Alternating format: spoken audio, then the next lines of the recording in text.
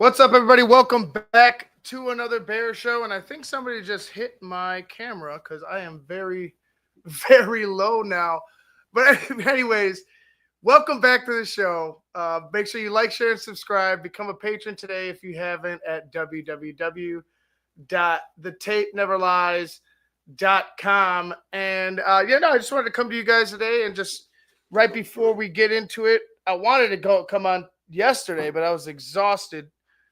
And I didn't feel like popping on and talking. So I waited till now. And then, of course, I went ahead and screwed up the timing. For anybody that saw it, we were not on at 2:30 in the morning. It was meant to be in the afternoon, but whatever. It is what it is. Here we are now. Bears, Cowboys coming to you tomorrow. Looking forward to I don't know. I'm looking forward for this offense to continue to grow. I need to see some type of fucking life from this defense that just doesn't seem to have any right now. The offense, again, they have their flaws, but 52 points, that's not on them. That's not on them. That's on Dennis Allen and his defense. That's on the lack of pass rush. I know we're beat up in the secondary, but it's going to be another tough assignment. You got George Pickens, you got CeeDee Lamb, Dak Prescott. I forgot they got the new running back they got their the running back from Denver. I forgot his name. But regardless of that, they got weapons that can do the same damn thing Detroit did to you if you're not prepared. And we're gonna listen to Ben Johnson here in just a second. And, there's been a point of emphasis to start working your ass off during practice, start, really showing this coaching staff who the hell wants to be here, who's giving the effort. Because if this continues and there is no movement, I know Phil talked about it on keeping it 100, and he's absolutely right. If there's no action after you said this, well, then you're just like everybody else. You're just going to give us a slip service and not hold people accountable truly. But I feel like Ben Johnson's on the right track here. I got to set myself up because I feel like I'm a midget here. I don't know what the hell is going on. But anyway, I feel like Ben Johnson's truthful. I feel like he will hold him accountable, especially if you end up getting your ass kicked like that. There's only so much you could take. Only so much you could take with guys not being in the right spots, guys not catching the football, guys not hitting open receivers. Just the entire team needs to be better. And if they aren't better this week, they will get their ass kicked like they did against Detroit. Now, let me go ahead and pull this up real quick. This is from yesterday. Ben Johnson talking to the media.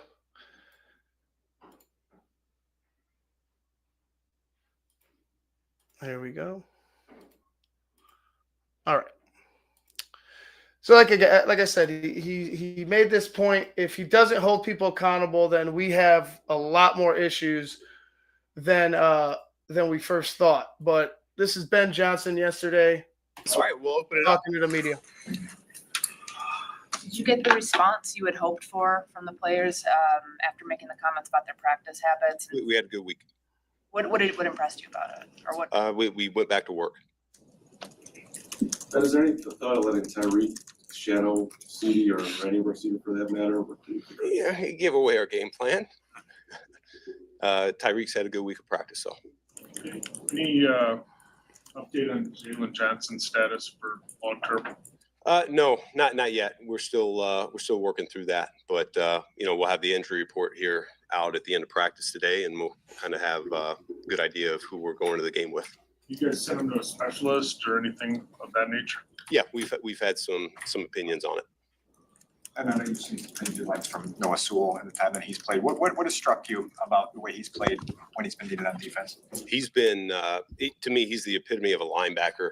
He's a little bit of a throwback in this era too, where really physical, not afraid to see ball, get ball. He strikes with aggression, gets off blocks. He'll shoot a gap if he sees it open. I think he's been a guy that really from the springtime to camp that one, I've been pleased with how he's progressed. I think Richard Smith's done a great job working and developing his skills, and Noah's really taken the right approach. That's one. And then two, I think the confidence is just grown steadily as well. I think it's he's a guy that takes a lot of pride in what he does. And, I think he goes out there, he plays hard, and he plays the game the right way. What did you appreciate about Rome on Sunday? Similar sentiment to what I just said about Noah. His approach is really good.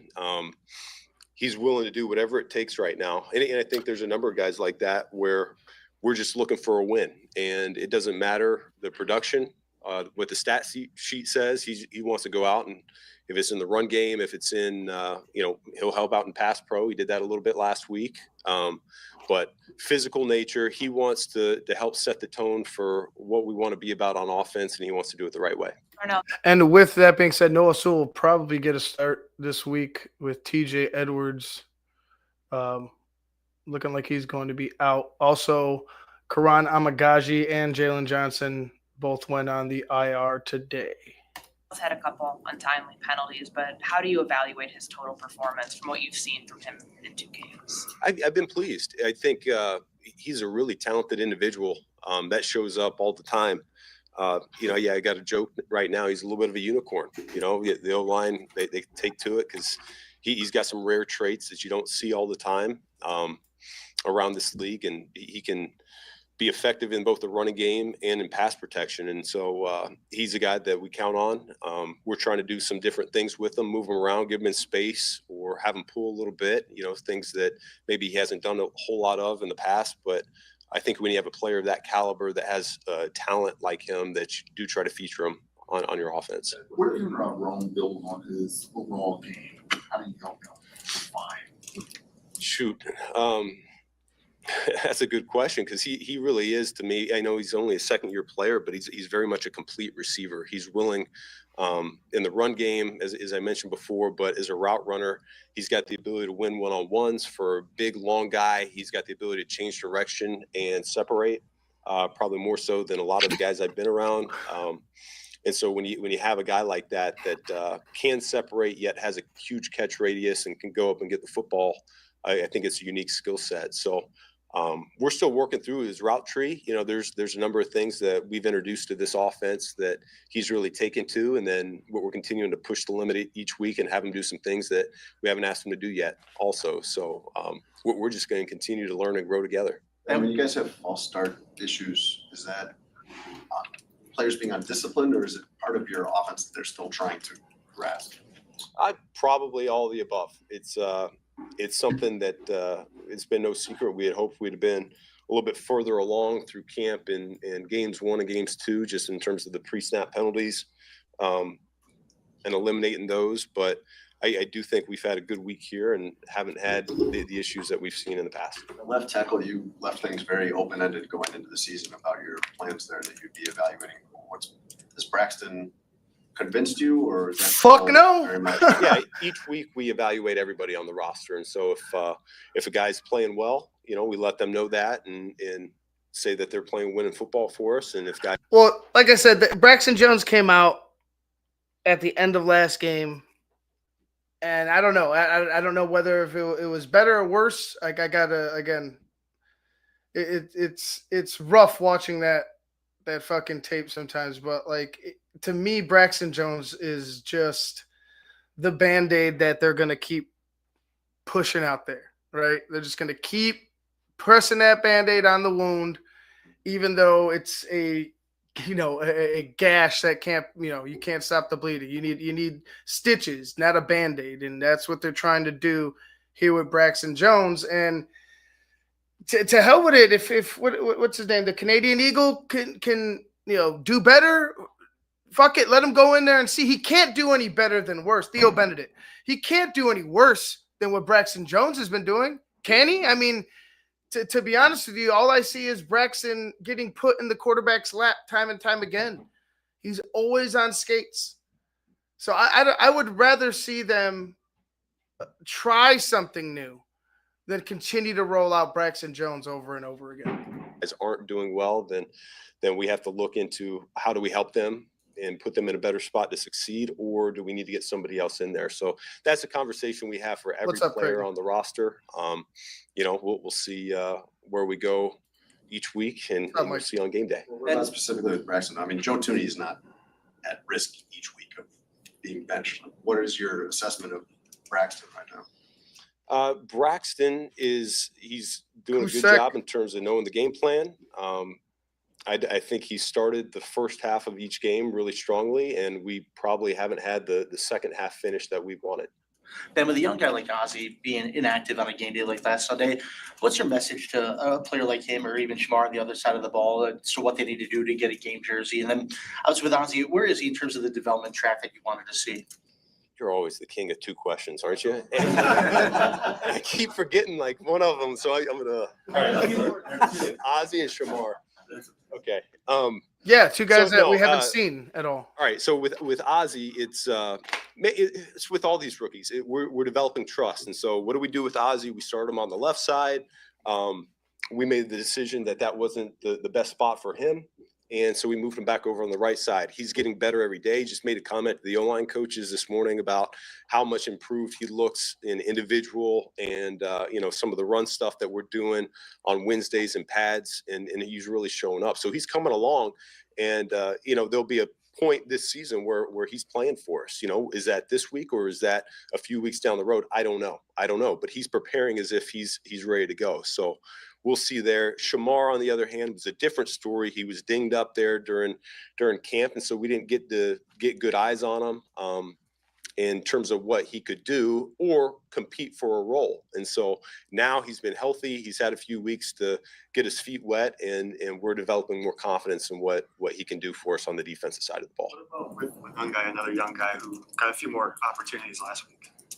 Yeah, he's another guy that the more reps he gets, the more trust we gain in him, and he just has a tendency to do the right thing. I think he's got a good understanding of what we're trying to accomplish. We always talk about the intent of the play, whether that's run game or pass game, and he seems to be ahead of the curve in terms of young guys grasping that. Were you guys inside yesterday? Did you want to work with more crowd noise? What was the intent for going inside? Yeah, I wanted to.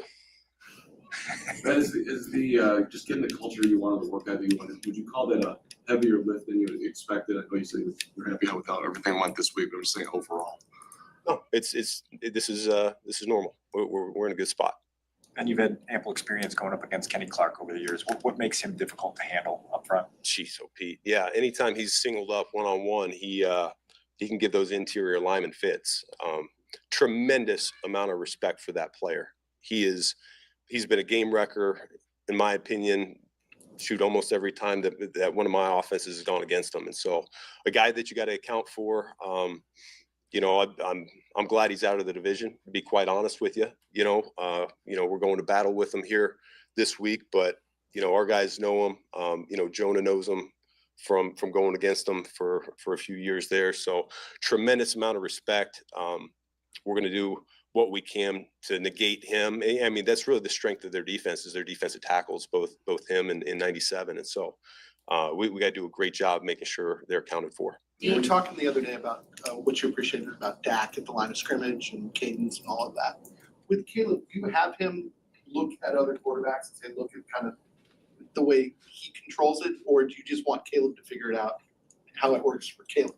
Do you know what I mean? Yeah, there are certainly examples across the league that we look at and we take note of. I brought it up in the springtime in terms of footwork. Matthew Stafford was a guy that we talked about modeling in a lot of ways. And I think I do really believe the second part of what you said is true, though. We find our own way. We find what works for us. We're all a little bit different. We're not trying to mimic somebody necessarily, but we are trying to pick things up from them as well. So I think he's done that. I think he sees that every week when we're watching tape.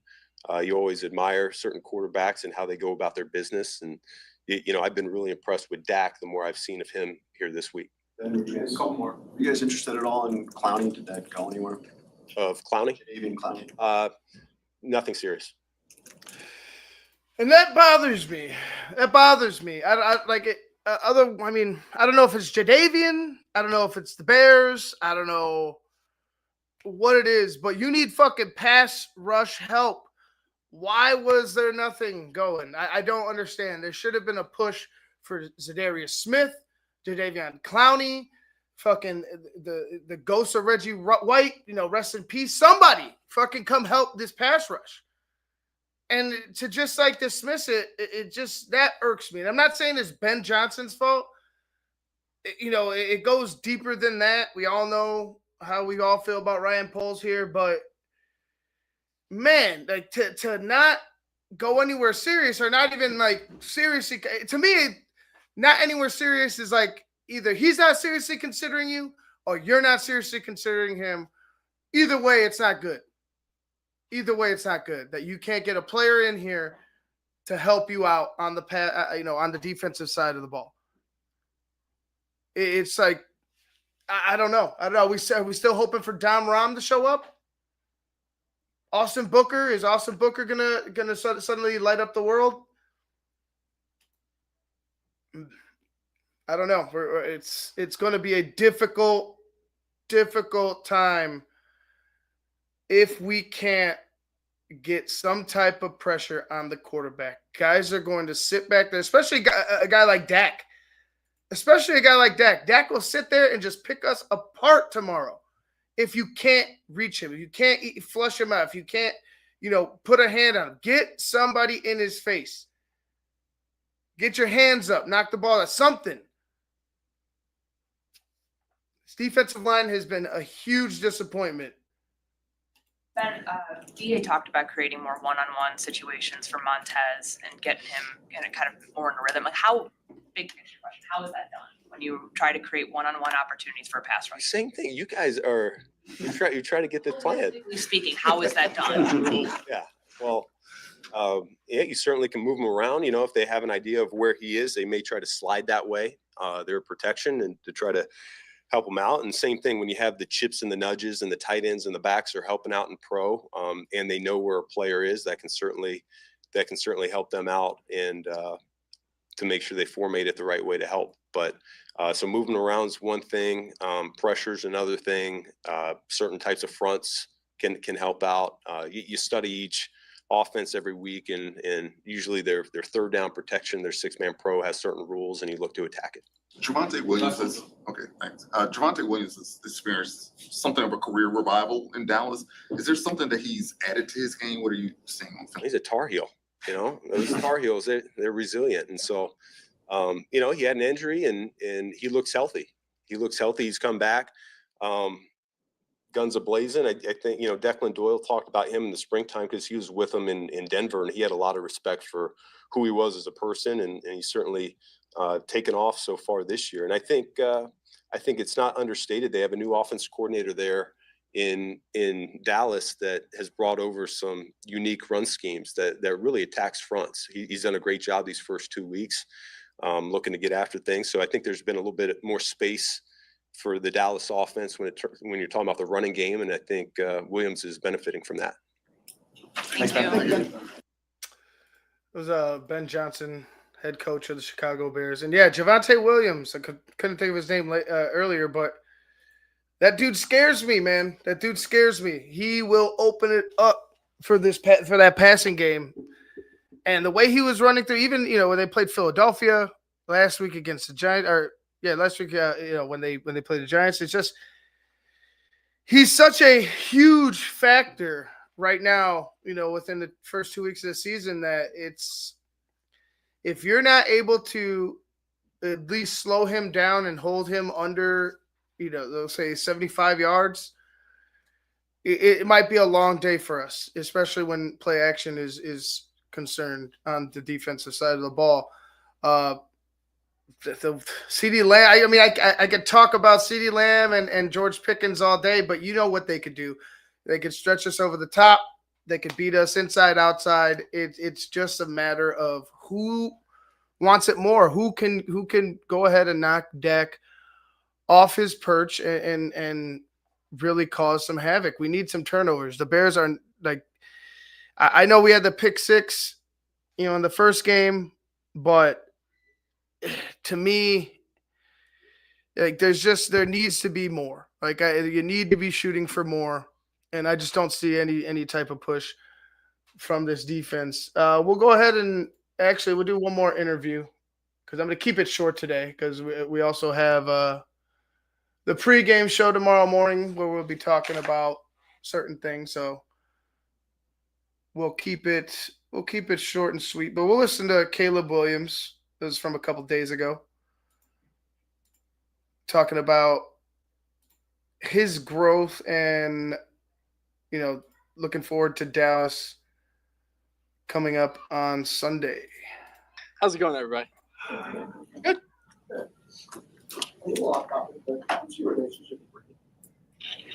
Tom Brady, the quarterback. Just text every once in a while. Reach out and if I have any questions or Not on defense. He played 23. Not on defense, Trooper Pilgrim.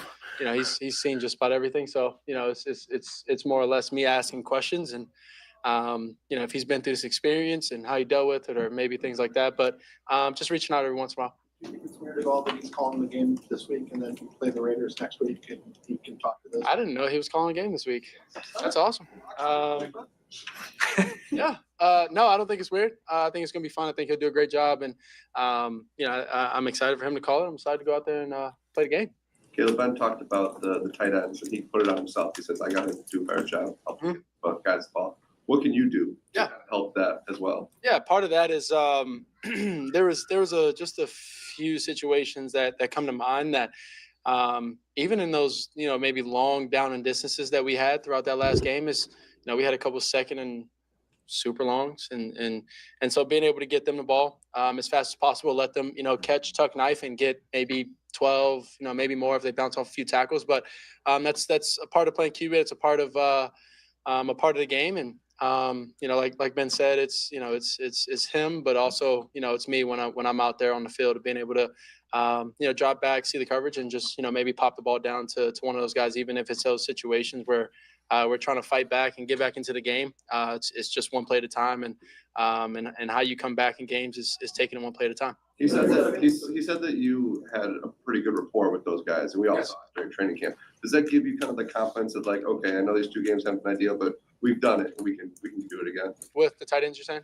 Yeah. No, I mean, we had a few passes today, and just kind of be on the same page with those guys. I feel that way. I believe they feel that way, and being able to go out there and execute plays and deliver them a good ball and let them go and work. I know the first game, I missed one to Colston across the middle, but I think over the time from OTA's training camp and now I think our connection has grown, and I think we're on the same page and have the same idea of where I think they should be and where they will be. Caleb, what's it like for you this week preparing to face Matt Eberflus as the defensive coordinator on the other side? Yeah, I mean, it's the same as preparing it each week for me. You got to go out there and execute the plays that Ben calls. And then other than that, I played a bunch of kind of ball versus that defense and kind of how he runs. So it's interesting in a way. Obviously, Matt was my coach obviously last year. So just being able to move past all of that and be able to go out there and help Chicago Bears be 1-0 this week. From week 1 to week 2, where do you think that you improved, and where do you hope to improve upon from week 2 to week 3? Yeah, just constant growth. In every form and facet.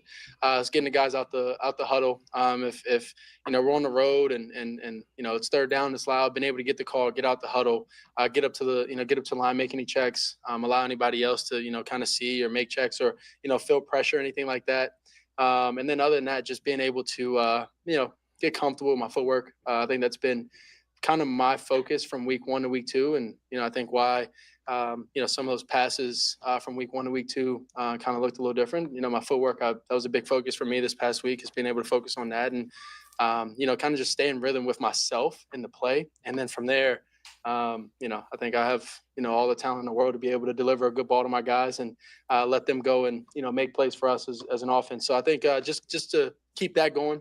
Keep focused on my footwork. Obviously, you got to get everything down as a QB, all the plays, all the situations, things like that. So, just consistently growing. And like I said, you saw growth, especially when he was talking about setting his feet. He was hanging in the pocket. He didn't bail when he had time. He stepped up, delivered great passes to his wide receivers. If he could just settle himself, like he said, get in that rhythm, I believe you could see more of this. I believe it can become a theme, a consistent thing with Caleb Williams. It's just a matter of repetition. It's a matter of, him being mindful of his mechanics and, going out there and doing the thing. It's pretty much that. Like, I feel like everything else for Caleb will fall into place if he could just settle himself down, deliver the ball, and get the offense moving forward. Like everything else, like the Superman plays or the unscripted stuff, that'll all fall into place. That'll all still be there if you just consistently focus on the little things, that his mechanics, his footwork, and how to get his delivery to his receivers. I truly believe he has, like he said, all the talent in the world to do that. You want to make sure that your eyes are in the right place. Eyes. Yeah, Ben was saying that he wants to make sure that your eyes. Oh, okay. Yeah, what has he told you in that regard? Make sure my eyes in the right place. He's team defenders. Yeah. Okay. Got what you're saying. Yes. It's something that we talk about. Something that we. It's a part of progressing in football. And growing more in this league is being able to. Obviously, you see guys like Matthew that's done it for. I mean, how many every years he's done it, and being able to just know where people are and being able to either keep them where they are. To be able to deliver the ball or move them and be able to deliver the ball behind them. And so there was a few times, last game that happened. The first game, actually, we were practicing those things. I ended up missing those two passes that we all talked about. But other than that, it's just something and little nuggets that, Ben gives me throughout the week. And, whether it's the concept or just that singular play, it's something that we talk about and discuss throughout the week, and using my eyes and being able to move wherever I want and move the defenders wherever I want. I'll start on me. All good. Are you curious about the chess match that could exist in this game between you and Flus? Because he knows you, he knows your tendencies. You've seen this defense. You saw it all last year. Is that something that you anticipate being, part of what Sunday could be? Yeah, I think every game is a chess match. And being able to adjust and adjust again and adjust again, because that's what football constantly comes down to. Through all four quarters, being able to adjust and figure out what they're doing, and then when they change it up or have their little wrinkle for that week, you're able to adjust and adjust one more again. So that's kind of what playing point guard is. Defense throws a bunch of stuff at you, and being able to just decipher what it is, and maybe we should check down. It goes for 4 yards to keep us ahead of sticks, or on track, or it's being able to find maybe a deep throw and kind of throw the dagger in there and go make big plays for the for the Chicago Bears. So I think it's a constant chess match throughout each week, and like you said, he was my coach. He's a defense coordinator, and he coached me, and he had tendencies himself, and I had tendencies myself, and I think I've grown, and he's probably grown as a D coordinator. So just being able to, like I said, go in there and adjust. Caleb, how do you? I mean, it's Eberflus. To me, I don't want to make it about Flus. Just take it as a regular fucking game. You know what I mean? Yeah, it was his coach, whatever the fucking shit show that happened last year. That shit's over. Eberflus is still getting fucking paid, so he shouldn't fucking be worried about anything. He's got a new team. Let's move on from last year. Let's just focus on the Chicago Bears getting their first win against the Dallas Cowboys, and not Eberflus versus Caleb, the Bears versus Eber. Fuck all that shit. That's nonsense. We're 0-2. We're 0-2. We don't need to focus on that bullshit. It's such a weak ass fucking storyline to begin with. Like, in my eyes, like we're 0-2, we're trying to get shit together, but we're worried about our ex-coach. It's not like we're in a Super Bowl and we're going up against Eberflus, or we're in a playoff game and we're going up against Dallas with Eberflus. No, it's week 3. It's week 3. That's what it is. It's week 3. We play Dallas. We don't play the Dallas Eberfluses. We play the Dallas Cowboys. Let it be. Let it be. Don't fucking make it about that dude. I swear. How do you feel about the experience you had with him? You have months later now to process everything. How do you feel about the time that you had with Matt Eberflus? Yeah, it was great. I think we're at the point where we're past that, but it was good. Obviously, being able to become a Chicago Bear, he made that decision. Obviously, everybody else was in here and being able to make that decision, making me a Chicago Bear. So happy to be here. And he told you he loves you, our Caleb. time How do you together, feel? Wasn't wasted. Obviously, we didn't win as much as we wanted, but we're past that and we're focused on trying to be 1-0 this week. Ben brings that up all the time with the throwing accuracy. Are you seeing the correlation when you watch film where you're saying, that throw's not right, my feet weren't right, or that throw's good, I can see it in my feet? Yeah, obviously footwork is, it's up there with top list of things to be able to be accurate, and that's huge for me, just because all the talent per se, just being able to do some simple basic stuff of just having my feet and eyes all tied together and being in rhythm with the routes and my receivers, and so I think having that and focusing on that each and every week is important, and that's something I'm going to do for the remainder of the season. Caleb, Ben Well, would you fucking look at? Maybe I should just wait. Like I remember watching half of this. I don't remember him saying that though. Wait. So far this year, what role do you play in setting the tone? Yeah, Ben and I have talked about that, and being able to, if it's juice, if it's pushing the guys, if it's encouragement, if it's whatever the case may be, it's just being able to be that for the team and the offense. That was kind of his point for me, and then from there, just being able to execute and lead from being able to show the guys, that we can get out there and we can execute these plays, even though it's our first year together, and I think we've been taking the right steps. The confidence has been growing within myself, and within the offense and things like that. So I'm excited, and that gets you up every day. Did you feel like practice was kicked up a notch today? Yeah, practice. Well, I do. It was also a little bit warmer today than obviously we expected, and being in Chicago at this time. But yeah, no, the intensity was there. Ben spoke about it after. He was happy with the way practice went today, I believe, and we got to keep going. We got to keep pushing. And obviously, when you have the kind of setbacks per se that we've had, being 0-2 at the point that we're at, you can't keep doing the same thing over and over and think something's going to change. I think that's the definition for insanity. And so we got to change. And today's practice was I think a step in the right direction. I like that. I like that he's openly saying that. It's like, hey, we can't just keep doing the same shit. We got to make an adjustment. We got to start to become our own offense. I know Ben Johnson had talked about that at the beginning of his initial press conference, right, when they welcomed him in. It's not about us being the Lions.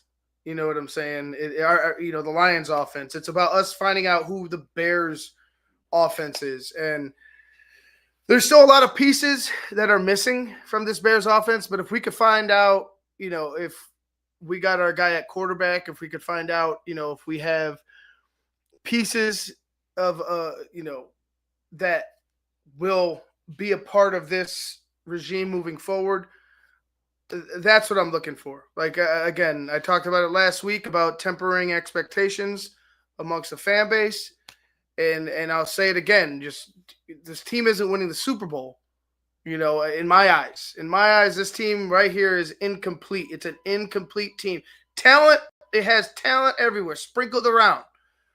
But it's still not a complete product. And there's plenty of fingers to blame, but I think the biggest one is at your GM. Sunday it was a big toss and then roll off to the left. How did that unfold through your eyes, kind of being patient enough to make that defender decide whether he was going to stay or come at you. Yeah, that's always a part of keepers, is being able to make the defenders decide. Always, make sure you try and get out and get out fast and get ahead so that, those moments happen that the defender has to make a decision. And at the end of the day, you just make them wrong. I agree with Dr. Zayas. That was Caleb Williams from a couple days ago. I think it might. It's either it's going to be somewhere in the 30s, or the Bears are going to get boat race. And I still think the offense puts up points, but again, that defense, it was not pretty. It was so ugly that you're afraid for any type of high-powered offense coming in here, after Detroit. So again, we'll see what Dennis Allen has up his sleeve, if he has anything. He needs to find some type of way to generate pressure.